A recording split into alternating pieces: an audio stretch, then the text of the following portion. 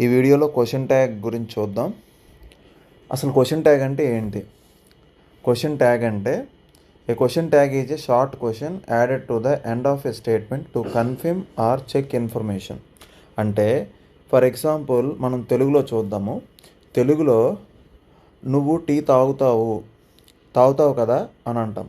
అలాగే ఇంగ్లీష్లో మనం ఏం చేస్తుంటామంటే ఒక స్టేట్మెంటు చెప్పేసి దాన్ని మనము కన్ఫర్మ్ చేసుకోవడం, లేదు అంటే ఇన్ఫర్మేషన్ని మరొకసారి చెక్ చేసుకోవడం. ఓకే, ఒక ఎగ్జాంపుల్ చూద్దాం. 2 ఎగ్జాంపుల్స్ ఇక్కడ చూద్దాము. She is your sister.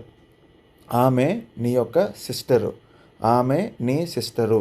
Okay, isn't she కాదా అని మనం ఇక్కడ ఏం చేస్తున్నాము? కన్ఫర్మ్ చేసుకుంటున్నాం అనమాట. సెకండ్ ఎగ్జాంపుల్ చూడండి. You don't like coffee. Do you తాగుతావా? యూ డోంట్ లైక్ కాఫీ, నీకు కాఫీ అంటే ఇష్టం ఉండదు. ఓకే, డూ యూ నీకు ఇష్టమా అని మనం కన్ఫర్మ్ చేసుకుంటున్నాము. లేదు అంటే మనం చెప్పిన ఇన్ఫర్మేషన్ని రైటా రాంగ్ అని మరొకసారి చెక్ చేసుకుంటున్నాము. అంతే. అంటే క్వశ్చన్ ట్యాగ్ అంటే ఏంటంటే, ఈ క్వశ్చన్ ట్యాగ్ అనేది ఒక స్టేట్మెంటు చెప్పిన తర్వాత, ఒక వాక్యం చెప్పిన తర్వాత అది కన్ఫర్మ్ చేసుకోవడం, మరొకసారి కన్ఫర్మ్ చేసుకోవడమే క్వశ్చన్ ట్యాగ్. ఓకే, సింపుల్గా మన తెలుగులో అయితే అతను మంచివాడు కాదా? ఓకే, లేదు అంటే అతను మంచివాడు కాదా అని మనం అంటుంటాం కదా. చివరిలో ఆ కన్ఫర్మ్ చేసుకోవడానికి, ఖచ్చితంగా తెలుసుకోవడానికి మనం అంటుంటాం కదా, దాన్నే క్వశ్చన్ ట్యాగ్ అని అంటారు ఇంగ్లీష్లో. ఓకే, ఇంగ్లీష్లో అయితే ఒక స్టేట్మెంట్ చేసేసి, ఒక స్టేట్మెంట్ చెప్పిన తర్వాత దాన్ని మనము చెక్ చేసుకుంటాము, మనం చెప్పింది రైటా రాంగా అని కన్ఫర్మ్ చేసుకుంటాం. ఓకే, దాన్నే మనం క్వశ్చన్ ట్యాగ్ అంటాం. సింపుల్గా ఏదైతే కన్ఫర్మ్ చేసుకోవడానికి చివరిలో చెప్తామో దాన్నే క్వశ్చన్ ట్యాగ్ అంటాము. అయితే ఎగ్జామ్లోని క్వశ్చన్స్ని ఏ విధంగా డీల్ చేయాలి క్వశ్చన్ ట్యాగ్ సంబంధించి అనేది ఇక్కడ మనం డీటెయిల్డ్గా చూద్దాము. Okay, first one, question tag అనేది ఎలా ఉంటుందంటే స్టేట్మెంట్ ప్లస్ క్వశ్చన్ ట్యాగ్. ఒక స్టేట్మెంట్ ఉంటుంది ప్లస్ క్వశ్చన్ ట్యాగ్. అది ఎలాగో చూద్దాం. ఫర్ ఎగ్జాంపుల్ చూడండి, టైప్ ఆఫ్ సెంటెన్స్ అనేది పాజిటివ్ స్టేట్మెంట్ ఉందనుకోండి. ఓకే, అప్పుడు మనం నెగిటివ్ ట్యాగ్ యూజ్ చేయాలి. అంటే ఏంటి అసలు ఈ పాజిటివ్ స్టేట్మెంట్ అంటే ఏంటి, దానికి మనం నెగిటివ్ ట్యాగ్ అంటే ఏంటి? ఏం కాదు. ఫర్ ఎగ్జాంపుల్ చూడండి, షీ ఈజ్ బ్యూటిఫుల్. ఇదొక స్టేట్మెంట్, ఇదొక వాక్యం, ఇదొక సెంటెన్స్. దీనికి మనం క్వశ్చన్ ట్యాగ్ ఏం చేస్తామంటే ఈజ్ ఇంట్ షీ. కింద ఉంది చూడండి, ఈజ్ ఇంట్ she.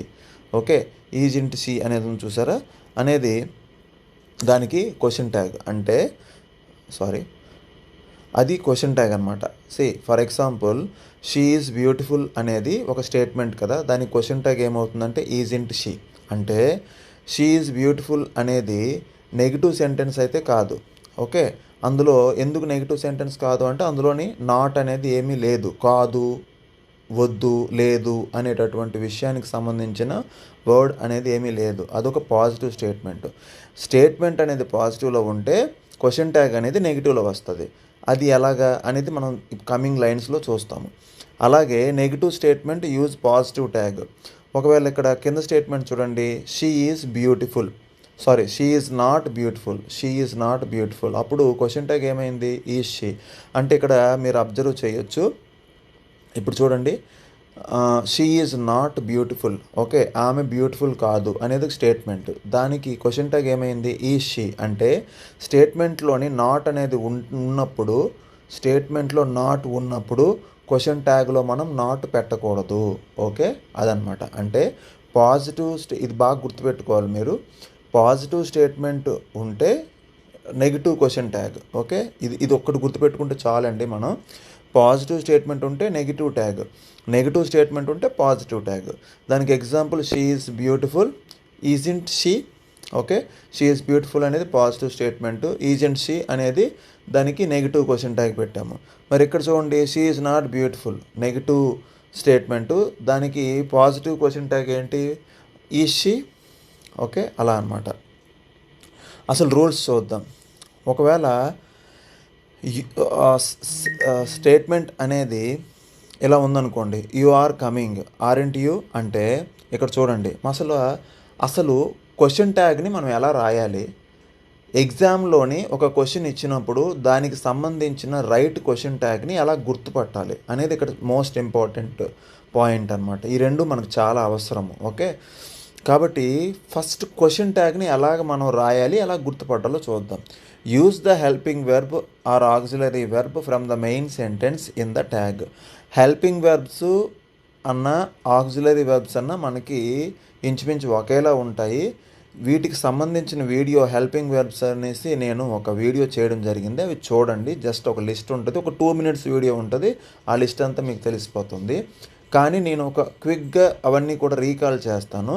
Can, could, may, might, shall, should, will, would, have, has, had, okay, do, did, does, okay, must, should, ఇవన్నీ కూడా ఆట్, ఇవన్నీ కూడా హెల్పింగ్ వెర్బ్స్ అవుతాయి అన్నమాట. అంటే ఇప్పుడు ఒక స్టేట్మెంట్ ఇచ్చారు, ఆ స్టేట్మెంట్కి క్వశ్చన్ ట్యాగ్ రాయడం ఎలాగా అనేది ఈ రూల్లో ఎలాగో చెప్తా మీకు ఇప్పుడు.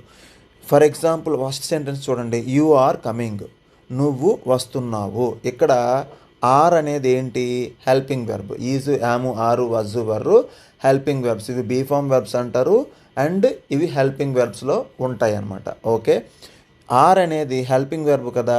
ఫస్ట్ ఒక స్టేట్మెంట్ ఇచ్చినప్పుడు అందులో హెల్పింగ్ వెర్బ్ ఉందా లేదా చూడాలి, అంతే. ఇక్కడ హెల్పింగ్ వెర్బ్ ఉంది, ఆర్ అనేది ఉంది. సో సింపుల్గా ఏం చేస్తారంటే లాస్ట్లో ఆర్ఎంట్ యూ అని రాస్తారు. సరే, అలా ఎలా రాస్తారు అంటే క్వశ్చన్ ఇచ్చినటువంటి స్టేట్మెంట్ని 2 సార్లు మనం చెక్ చేసుకోవాలి.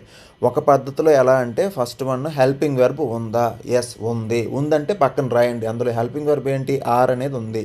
ఓకే, మళ్ళీ ఆ స్టేట్మెంట్లో నెగిటివ్ ఏమైనా ఉందా అంటే లేదు, కాదు, వద్దు అనేటటువంటి మాటలు ఏమైనా ఉన్నాయా, లేదు, నాట్ అనే వర్డే లేదు. కాబట్టి ఏం చేస్తారంటే ఇందాక రాసుకున్నటువంటి ఆర్ పక్కన నాట్ పెట్టండి.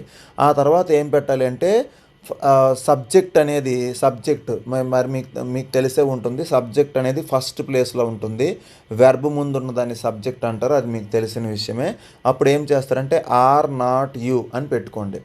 ఇప్పుడు దానికి రైట్ క్వశ్చన్ ట్యాగ్ ఏమవుద్ది అంటే ఆర్ నాట్ని కాంట్రాక్ట్ ఫామ్ రాయండి. అంటే షార్ట్ ఫామ్ ఏమవుతుంది, ఆర్ నాట్ అనేది ఆర్ఎంట్ అవుతుంది కదా. ఆర్ఎంట్ పక్కన సబ్జెక్ట్ ఏం పెట్టుకున్నారు, యూ పెట్టుకున్నారు. ఇక్కడ చూడండి, ఇక్కడ డైరెక్ట్గా యూ అనేది సబ్జెక్ట్ ఇచ్చాడు కాబట్టి ఆర్ఎంట్ యూ అని పెడతారు. ఫర్ ఎగ్జాంపుల్ ఇక్కడ యూ ప్లేస్లోని రమేష్ అని ఇచ్చారు అనుకోండి, అప్పుడు ఏమవుతుంది, రమేష్కి ప్రనౌన్ ఏమవుతుంది, హీ కదా. ఆ ప్రనౌన్ ఎక్కడ పెట్టాలి, ఆ రూల్ కూడా నెక్స్ట్ దాంట్లో మీకు చెప్తా. ఓకే, అంటే బేసిక్గా ఒక క్వశ్చన్ ట్యాగ్ రాయడం అనేది ఎలా అంటే ఫస్ట్ ఒక స్టేట్మెంట్ చూస్తారు, ఆ స్టేట్మెంట్లో హెల్పింగ్ వెర్బ్ ఉందా లేదో చూస్తారు. హెల్పింగ్ వెర్బ్ ఉంది, పక్కన రాయండి, ఆ హెల్పింగ్ వెర్బ్ రాయండి. ఆ తర్వాత ఆ స్టేట్మెంట్ నెగిటివ్లో ఉందా పాజిటివ్లో ఉందా చూడండి.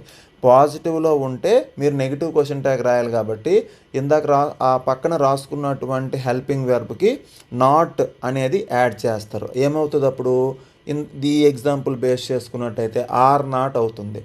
ఆ పక్కనే సబ్జెక్ట్ ప్లేస్లో ప్రనౌన్ ఉంటే డైరెక్ట్గా ప్రనౌన్ రాసియండి.